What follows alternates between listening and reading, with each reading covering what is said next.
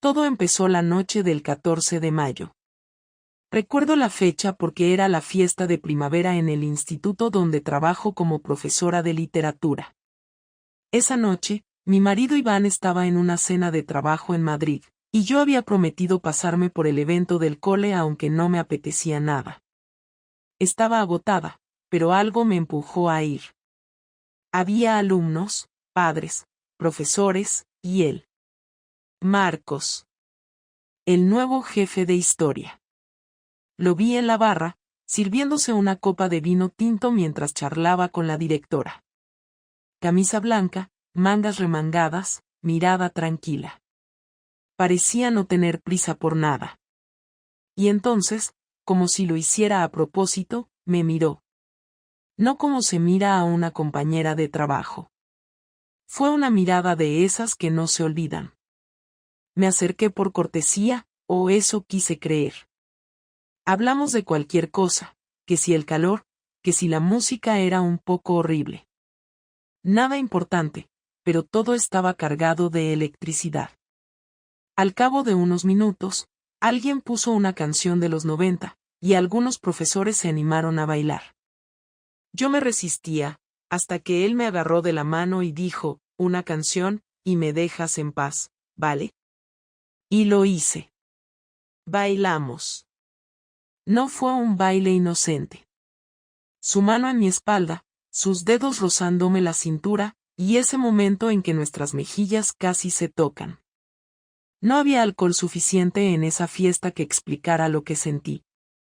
Me reí para disimular. Él también. Nos separamos sin decir nada más. A la mañana siguiente, mientras me preparaba el café, no dejaba de pensar en él.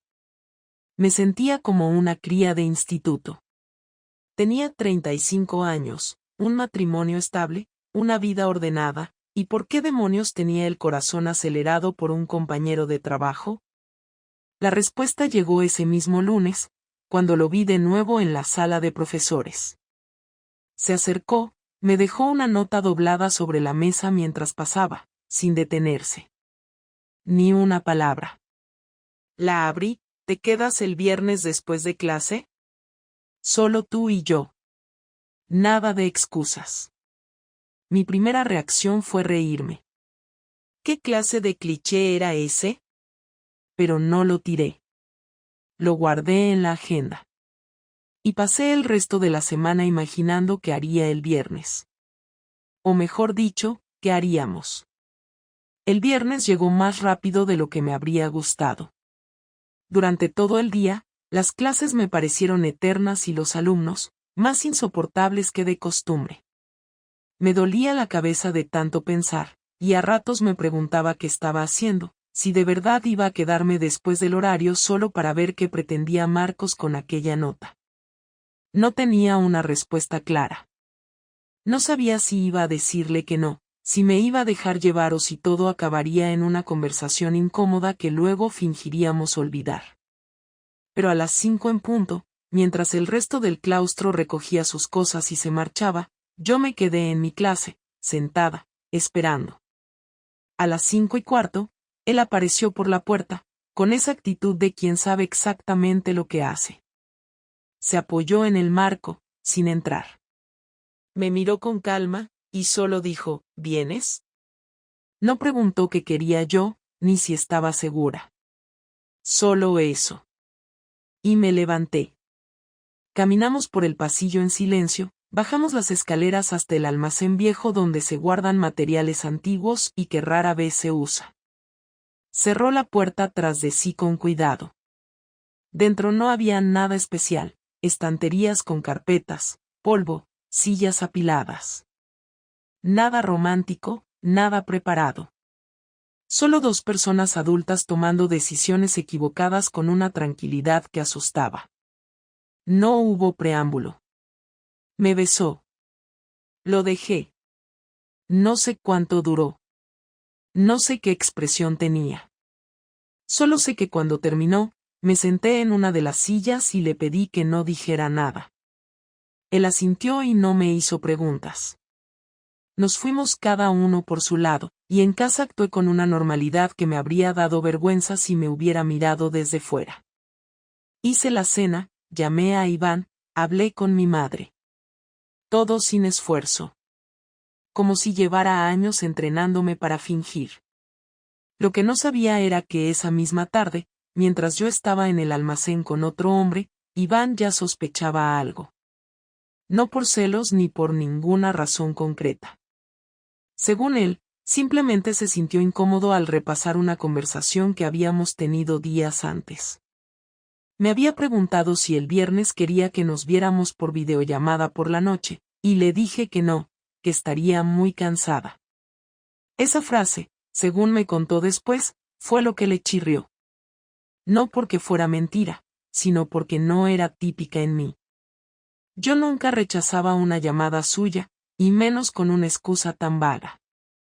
Así que hizo lo que nunca había hecho antes, llamó a mi compañera Ana, con quien tenía cierta confianza desde las cenas del instituto. Ana, le dijo por teléfono, ¿sabes si Laura tiene algún plan esta tarde? Me dijo que no podría hablar y me he quedado con la duda. Ana, sin darle demasiada importancia, le soltó que Laura había dicho que tenía cosas que corregir y probablemente se quedaría un rato más en el centro. Lo dijo como quien comenta cualquier tontería, sin imaginar que estaba abriendo la puerta a algo mucho más serio. Iván no dijo nada más, le agradeció la información y colgó. A las 6 de la tarde, mientras yo estaba en el coche de camino a casa, él ya iba en dirección a Valencia. Salió de la cena en Madrid con una excusa que ni él mismo se creyó del todo, cogió su coche y condujo casi 3 horas sin pensar. Llegó a casa pasadas las 9, cuando yo ya me había duchado, cenado y estaba viendo una serie con una copa de vino. Me sorprendió verlo en la puerta, pero no me puse nerviosa. Le dije que pensaba que no volvería hasta el domingo. Él sonrió, me besó en la mejilla y me dijo que la reunión del sábado se había cancelado. Nada más. Durante la noche no pasó nada raro. Dormimos como siempre, en lados opuestos de la cama, sin tocarnos. No me hizo preguntas, no revisó nada. Pero al día siguiente, mientras yo estaba en la ducha, él revisó mi bolso. No encontró mensajes, ni notas, ni preservativos. Pero sí encontró algo, una tarjeta de memoria. No estaba oculta, ni siquiera sabía que estaba allí. Era de una cámara antigua que usábamos para las excursiones del instituto. Al parecer, alguien la había utilizado para grabar parte de la fiesta del viernes. Y en uno de los vídeos, aparecíamos Marcos y yo. No haciendo nada comprometedor, pero bailando demasiado cerca, con una intimidad que no necesitaba palabras. Iván me lo enseñó esa misma tarde. No gritó. No me insultó.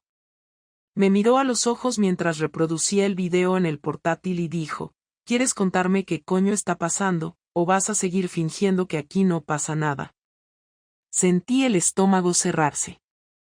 No tenía una respuesta preparada. Me senté. Miré la pantalla. Me vi bailando con otro hombre mientras Iván me miraba en silencio. La escena no parecía escandalosa, pero vi mi expresión, cómo lo miraba, cómo sonreía. Me di cuenta de que, si lo viera en otra mujer, también lo sabría. Ahí estaba todo. Intenté decirle que no era nada. Que solo era un baile. Que estaba cansada. Que no me sentía bien. Que no sabía qué decir. Pero todo sonaba ridículo incluso antes de salir de mi boca. Iván no me creyó. Y no hizo falta que lo dijera. Cerró el portátil con calma, se levantó del sofá y dijo, esto no acaba aquí. Luego se fue a la habitación y no volvió a salir en toda la tarde.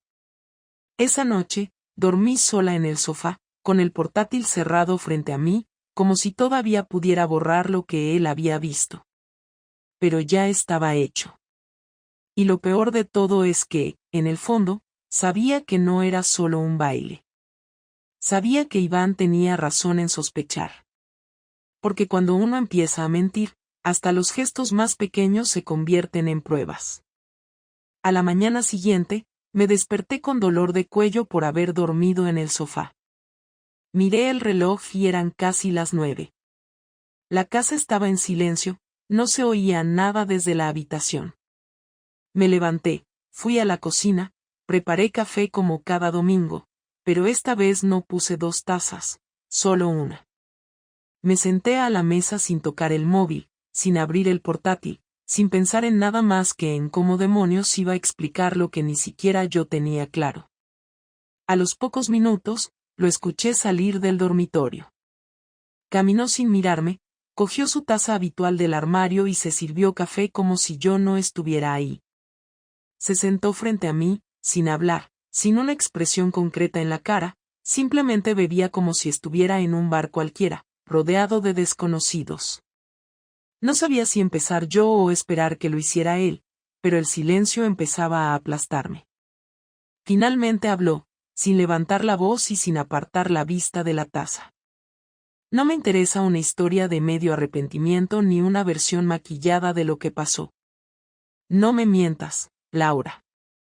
Solo dime cuánto tiempo llevas con él. Tardé unos segundos en procesar la pregunta. No esperaba que fuese tan directo. Le respondí con la verdad, porque cualquier intento de evasiva iba a sonar patético. Desde el viernes. Solo ese día. Alzó una ceja, luego se rió, no de forma sarcástica, sino como quien escucha una mentira muy mal construida. ¿Quieres que me crea que todo esto ha empezado y acabado en un solo día? ¿De verdad piensas que soy idiota? Volvió a beber, sin esperar respuesta. Porque si me estás tomando por tonto, ahórratelo.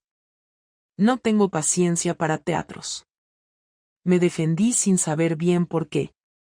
No ha pasado nada más. Fue un error. Estaba confusa. No me miró, solo se levantó, apoyó las manos sobre la mesa y me miró como no lo había hecho en años, con una frialdad que dolía más que cualquier grito. No te confundiste, Laura. No tropezaste y caíste encima de él. Tomaste una decisión. Y ahora vienes con lo de siempre, el error, la confusión. No eres la primera persona que engaña, pero al menos ten la decencia de admitir que lo hiciste porque querías. Me quedé callada. No sabía qué más decir. Estaba completamente expuesta, y cualquier palabra solo iba a empeorar las cosas.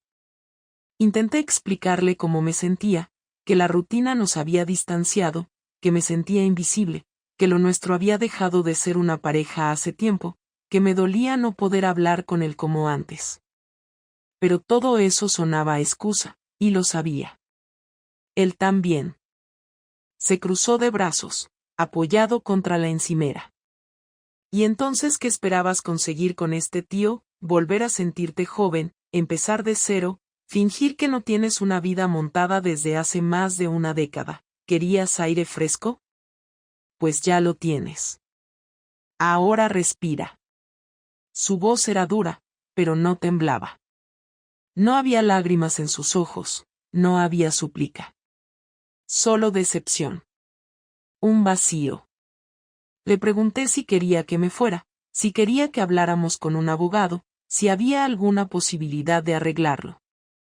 No porque pensara que se pudiera arreglar algo, sino porque quería saber en qué terreno pisaba. No sé qué quiero todavía, me dijo. Ahora mismo lo único que tengo claro es que no puedo estar bajo el mismo techo contigo sin sentir que me estás riendo en la cara. Así que sí, vete. Tómate tu tiempo, aclárate. Haz lo que te dé la gana.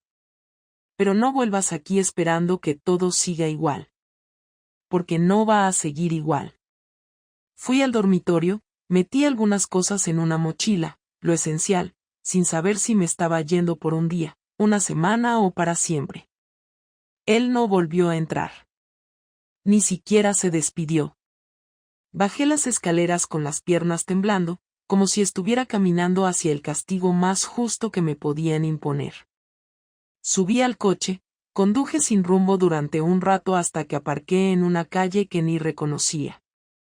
Me quedé allí, con la cabeza apoyada en el volante, sin saber qué hacer con todo lo que acababa de pasar.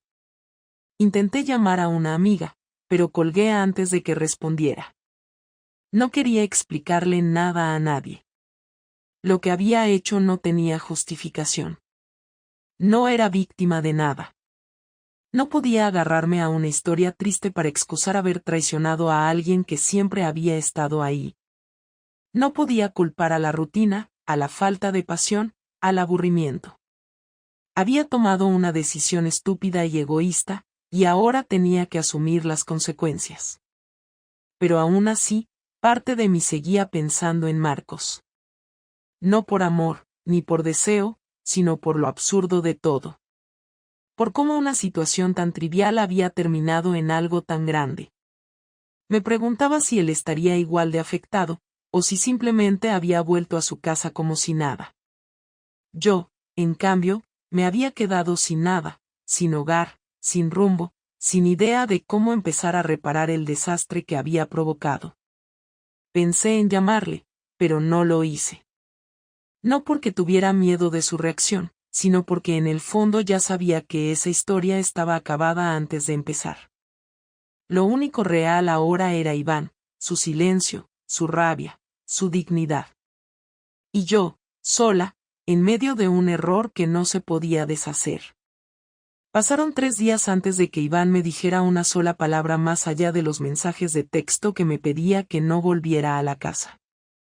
Me había quedado en el piso de mi prima Sandra, que no preguntó demasiado pero que intuía que algo grave pasaba. Solo me dijo que el sofá era incómodo pero que podía quedarme lo que hiciera falta. No quise contarle nada porque no me sentía con fuerzas de soportar su mirada ni sus opiniones. Me pasaba el día mirando el móvil, esperando algún mensaje de Iván que indicara si quería hablar, pero nada llegaba. Y el silencio se volvió más asfixiante que cualquier insulto. El jueves, finalmente, me escribió para decirme que había dejado mis cosas empaquetadas en el portal y que ya no era bien recibida en la casa. No pude responder.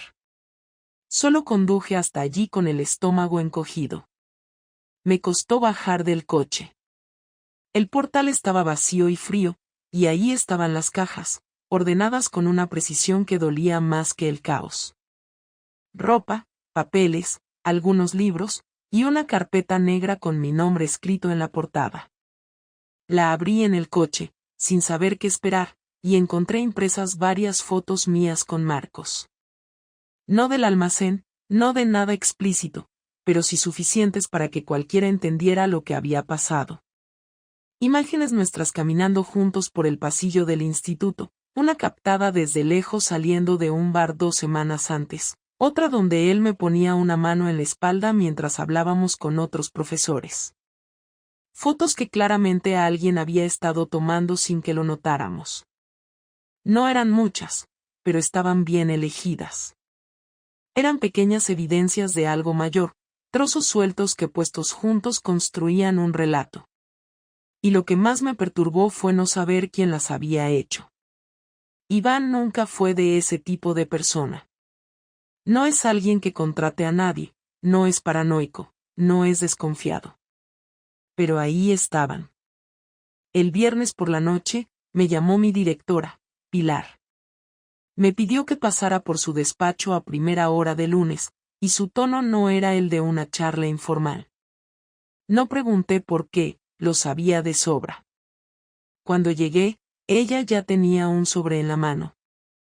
Lo puso sobre la mesa sin hablar y se quedó esperando a que lo abriera. Dentro había una carta anónima, impresa, sin firma, donde se explicaban mis encuentros impropios con Marcos durante horario laboral. Acompañaban la carta algunas de las fotos que Iván había impreso.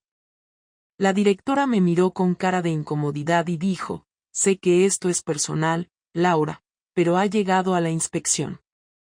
Tengo que hacer un informe». No supe qué contestar. Me limité a decir que lo entendía y que respondería a lo que fuera necesario. A Marcos le habían dejado exactamente el mismo sobre en su casillero. Me lo confesó después, con una expresión que no le había visto nunca. No sé quién se ha tomado la molestia, pero esto me puede costar el puesto, Laura. Le dije que tampoco lo sabía. No le hablé de Iván directamente porque aún no tenía pruebas, pero mi cabeza no tenía dudas. Solo él podía haber enviado eso. La forma, la precisión, la calma con la que lo había hecho, era su estilo. Directo, eficaz, sin levantar la voz, pero asegurándose de que todo doliera. Esa tarde, fui a casa de mi hermana para recoger unas cosas que también Iván había dejado allí. Mi hermana, que al principio no sabía nada, me abrió la puerta con una expresión rara, como si ya lo supiera todo. Me ha mandado una carta, me dijo sin rodeos. Una carta, Laura. A mí, ¿tú sabes lo que es eso? Le pregunté qué ponía. Me respondió que contenía una explicación de lo que había pasado, lo que yo había hecho y cómo él estaba afrontándolo. Dice que quiere que lo sepa de primera mano para que no haya rumores. No sabía si era una forma de exponerme o de protegerse, o quizás ambas cosas a la vez. Pero lo cierto es que ya todo el mundo sabía.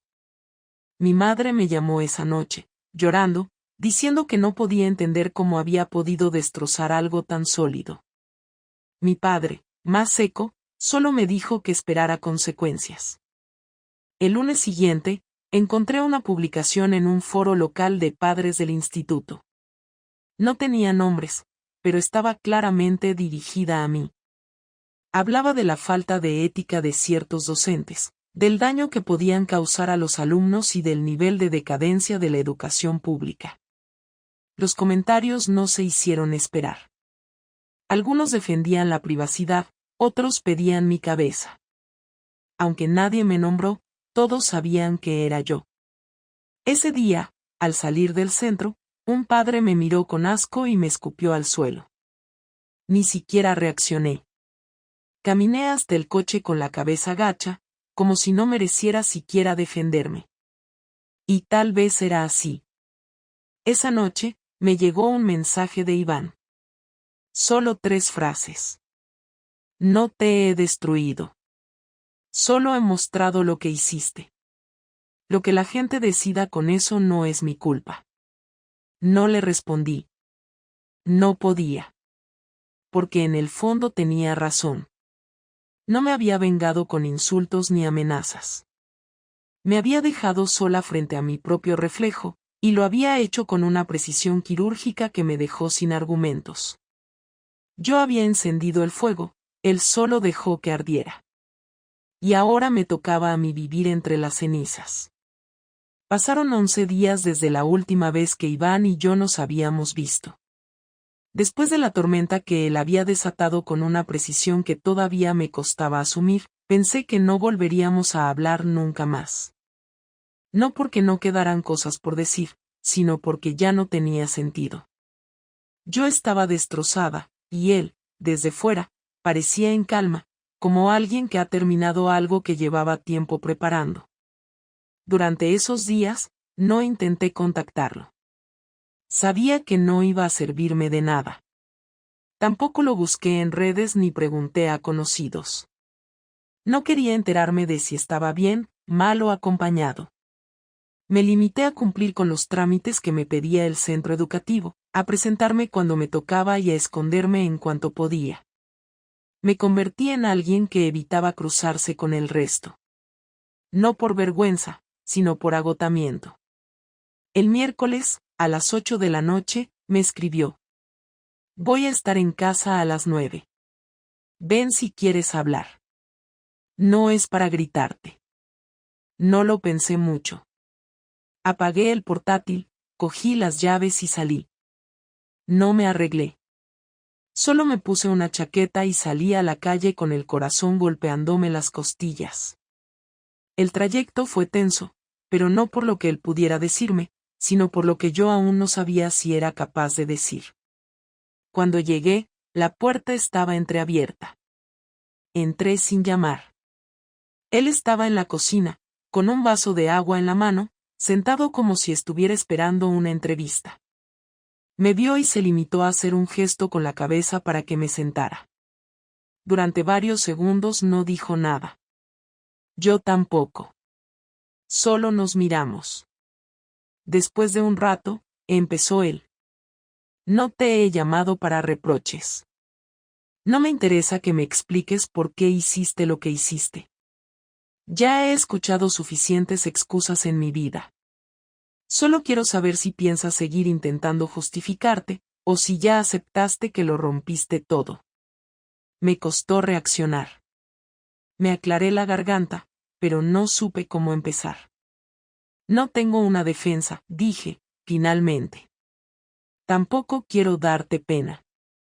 Solo quiero entender en qué momento dejé de importar tanto como para hacer esto. Me miró, no con odio, sino con una especie de tristeza cansada. Eso es lo que te jode, ¿verdad? Que yo no esté más destruido. Que no haya llorado como esperabas. Que no te haya rogado ni me haya derrumbado. Pero ¿sabes qué pasa, Laura? Me pasé años intentando que te dieras cuenta de que ya no hablábamos, que ya no nos tocábamos, que todo era una rutina. Y tú lo sabías, pero nunca dijiste nada. Solo seguiste adelante como si nada. Y cuando dejé de intentarlo, encontraste a otro para sentirte viva. Y ahora vienes con la culpa, pero no con sinceridad. Vienes a comprobar si todavía hay algo de lo que agarrarte. ¿No crees que yo también me sentía vacía? Le solté, sin pensarlo demasiado. ¿Qué me dolía que no me miraras como antes? Que pasabas más tiempo en tu trabajo que en casa, que yo era la que cocinaba, limpiaba, organizaba y tú solo respondías con monosílabos. Claro que lo sabía. Claro que lo sufría. Pero tú tampoco dijiste nada. Solo dejaste que el tiempo pasara. Y cuando empecé a alejarme, ni siquiera preguntaste qué me pasaba. Solo reaccionaste cuando apareció otra persona. Porque no era otra persona, dijo, golpeando la mesa con los dedos, sin violencia. Era alguien con nombre, apellido, cara, y acceso a tu vida en horas laborales. No fue un desliz. Fue algo que planeaste. Y no es solo el hecho de que me hayas engañado. Es que lo hiciste como si tuvieras derecho. Como si yo te debiera algo. Como si estar cansada de mí fuera una justificación para romper el trato. Pero ¿sabes qué? No te odio. Ni siquiera estoy furioso. Estoy vacío. Y esa es la peor parte. Se hizo un silencio largo. Yo no podía sostenerle la mirada. Ni una sola vez me levantó la voz, ni me insultó, ni me echó en cara detalles. Fue todo tan seco, tan directo, que dolía más que cualquier insulto. Le pregunté si había alguna posibilidad de intentar reconstruir algo. No porque creyera que podíamos volver a lo de antes, sino porque, por primera vez en años, estaba dispuesta a escuchar lo que él necesitara, sin defenderme. Solo saber si me iba a tener que acostumbrar a su ausencia para siempre. No quiero vengarme más, respondió. Ya hice lo que hice y no me arrepiento. Era lo mínimo que podías enfrentar. Pero tampoco quiero pasar los próximos años mirando a alguien que me traicionó, imaginando si lo va a volver a hacer. Yo no sirvo para eso. No soy de los que perdonan y siguen como si nada. Podría intentarlo, pero te lo echaría en cara cada vez que discutamos. Cada vez que salgas tarde del trabajo. Cada vez que mires el móvil demasiado rato. Y eso no es vida. Para ti ni para mí. Yo asentí, sin decir nada. Tenía razón. Me levanté, pero antes de irme le pregunté si había algo que necesitaba que hiciera. Su respuesta fue simple. Quiero que dejes el instituto. No porque me dé celos, sino porque ya bastante se ha hablado. No vas a poder trabajar tranquila allí. Y yo no quiero enterarme de cosas que ya no me incumben. Hazlo por ti. Y hazlo porque es lo único que me debes ya. Le prometí que así sería. Salí de esa casa sabiendo que no iba a volver. No porque él me lo prohibiera, sino porque lo había destrozado de una manera que no tiene arreglo. Y lo peor es que ya no podía culpar a nadie. Lo hice yo. Lo sabía. Y ahora tocaba vivir con ello. Han pasado 3 semanas desde aquella última conversación. Me fui del instituto como Iván pidió, no porque creyera que eso fuera a limpiar algo, sino porque sabía que tenía razón. Los rumores ya estaban por todas partes, las miradas eran inevitables y el ambiente era irrespirable. No era un castigo, era una consecuencia lógica. Pedí una baja temporal por motivos personales y después entregué la solicitud de traslado a otro centro. Aún no me han dado respuesta, pero me da igual. He aceptado que durante un tiempo tendré que moverme con cuidado, asumir que no podré volver a caminar por los pasillos de ningún instituto sin que alguien recuerde lo que pasó. No puedo borrar lo que hice, y aunque muchos me digan que el tiempo pone todo en su sitio, sé que hay cosas que simplemente no se olvidan, solo se apartan lo suficiente para que dejen de doler tanto. He hablado con Marcos una vez más, solo para dejarle claro que esto no tenía futuro. Él no insistió. Supongo que también había entendido que lo nuestro fue un escape, no un proyecto. Lo aceptó con frialdad, sin preguntas. No sé si le dolió o no, ni me interesa. Ya no tengo fuerzas para cargar con más cosas que no me corresponden. Ahora estoy sola, en un piso que alquilé cerca del centro. Es pequeño, con muebles prestados y cajas que todavía no he deshecho. No me he atrevido a colgar ninguna foto ni a decorar nada. Como si una parte de mí todavía esperara que esto fuera temporal. Pero sé que no lo es. Esta es mi nueva vida, y tengo que asumirla aunque no me guste. Iván no me ha vuelto a escribir. Sé por conocidos que sigue en la casa, que ha vuelto a su rutina, que va al trabajo y que pasa más tiempo con su hermana. No ha mencionado nada sobre el divorcio, ni ha iniciado trámites legales, al menos hasta ahora. Puede que esté esperando el momento adecuado o puede que aún no lo tenga claro. Yo tampoco lo sé. No lo espero, no me hago ilusiones. Si decide cortar todo legalmente, lo aceptaré sin pelea. No voy a pedir nada. Lo que era mío, lo rompí yo sola. Y no quiero compensaciones ni repartos. Solo quiero que pueda rehacer su vida sin la sombra de lo que yo le hice. Durante los primeros días en este nuevo piso, no hacía nada. Ni veía la televisión, ni leía, ni hablaba con nadie. Simplemente me sentaba en el sofá y pensaba. No en lo que había perdido, sino en cómo llegué hasta aquí sin haber visto venir el desastre. Lo más difícil no ha sido enfrentar el rechazo de los demás ni las miradas. Lo más duro ha sido aceptar que la persona que siempre pensé que era, en realidad no existía. Me creía sensata, honesta, coherente. Una buena esposa, una profesional seria. Y en menos de un mes, rompí todo eso por una mezcla de aburrimiento, inseguridad y necesidad de atención. Me dejé llevar por algo que ni siquiera valía la pena, y con ello borré una historia de más de 10 años que, con sus altibajos, merecía más respeto. No estoy esperando perdón. Sé que hay personas que necesitan cerrar etapas con una disculpa, pero yo no necesito que Iván me diga que me perdona. Sé que no lo hará. Y está bien. Yo tampoco me perdono todavía. Pero sí sé que he aprendido algo, aunque suene a frase de autoayuda. He aprendido que cuando una relación empieza a desgastarse, no se arregla buscando aire en otra cama, sino enfrentando lo que no funciona. Que la rutina no justifica la traición, y que el silencio entre dos personas es más peligroso que cualquier discusión. Aprendí que uno puede estar equivocado durante años y seguir creyendo que está actuando con lógica. Y que el daño más profundo es aquel que se hace sin levantar la voz, sin romper nada, solo dejando de cuidar lo que un día fue importante.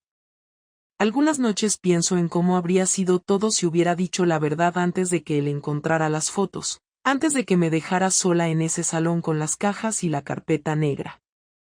Si me hubiera sentado a hablar, si le hubiera dicho que me sentía mal, si le hubiera pedido ayuda. Quizás nada habría cambiado, quizás igual habríamos acabado separados, pero al menos habríamos llegado al final con un poco de dignidad. Pero no lo hice. Y ahora ya no sirve imaginar otra versión. La gente sigue su vida. Mis padres han vuelto a hablarme, pero el tono es distante. Mis amigas, las pocas que quedaron, me escriben de vez en cuando para ver cómo estoy, pero las conversaciones son cortas, medidas, llenas de pausas incómodas. He aceptado que la confianza se rompe rápido y tarda mucho en reconstruirse, si es que alguna vez vuelve. Y lo más curioso es que, por primera vez en mucho tiempo, no tengo prisa por volver a encajar en ningún sitio. No quiero fingir que todo está bien ni demostrar que soy fuerte. Solo quiero ser honesta, aunque eso signifique quedarme sola un tiempo. A veces salgo a caminar por la ciudad sin rumbo, escuchando conversaciones ajenas, viendo parejas que discuten en la calle, madres gritando a sus hijos, jóvenes que se besan en los semáforos. Me doy cuenta de que todos vivimos con contradicciones, todos arrastramos cosas que no contamos. Pero eso no me consuela. No me convierte en víctima. Solo me recuerda que las decisiones importan, y que las consecuencias no siempre son proporcionales al error, pero son inevitables. No sé qué va a pasar dentro de un mes, ni si volveré a trabajar como antes, ni si algún día podré mirar a alguien a los ojos sin sentir que llevo un letrero colgado. Lo que sí sé es que esta historia no la voy a olvidar. Porque no es solo algo que hice. Es parte de lo que soy ahora. Y por más que me duela, tengo que aprender a vivir con ello. Sin excusas. Sin dramatismos. Sin atajos.